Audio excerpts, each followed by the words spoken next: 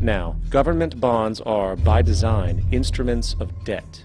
And when the Fed purchases these bonds, with money it essentially created out of thin air, the government is actually promising to pay back that money to the Fed. In other words, the money was created out of debt. This mind-numbing paradox of how money or value can be created out of debt or a liability will become more clear as we further this exercise. So, the exchange has been made and now $10 billion sits in a commercial bank account. Here's where it gets really interesting.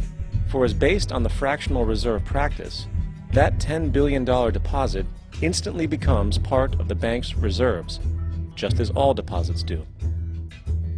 And regarding reserve requirements, as stated in modern money mechanics, a bank must maintain legally required reserves equal to a prescribed percentage of its deposits. It then quantifies this by stating, under current regulations, the reserve requirement against most transaction accounts is 10%.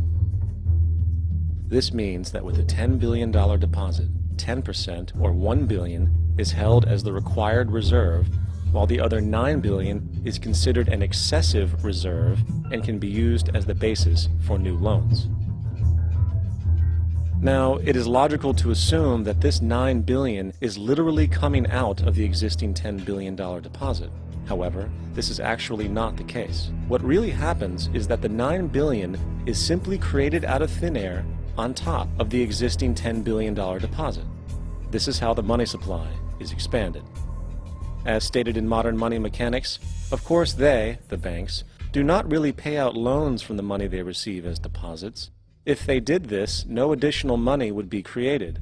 What they do when they make loans is to accept promissory notes, loan contracts, in exchange for credits, money, to the borrower's transaction accounts.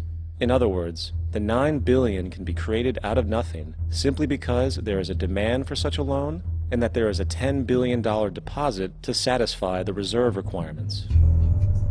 Now, let's assume that somebody walks into this bank and borrows the newly available $9 billion. They will then most likely take that money and deposit it into their own bank account. The process then repeats, for that deposit becomes part of the bank's reserves. 10% is isolated, and in turn 90% of the $9 billion, or $8.1 billion, is now available as newly created money for more loans. And, of course, that 8.1 can be loaned out and redeposited, creating an additional 7.2 billion, to 6.5 billion, to 5.9 billion, etc.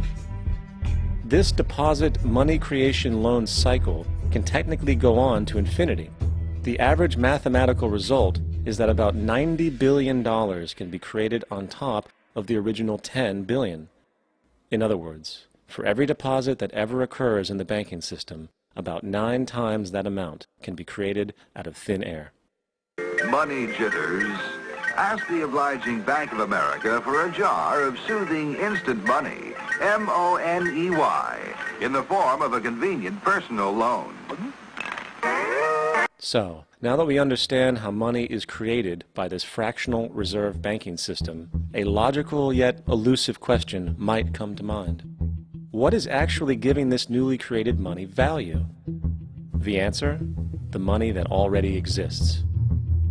The new money essentially steals value from the existing money supply. For the total pool of money is being increased irrespective to demand for goods and services. And as supply and demand finds equilibrium, prices rise, diminishing the purchasing power of each individual dollar. This is generally referred to as inflation, and inflation is essentially a hidden tax on the public.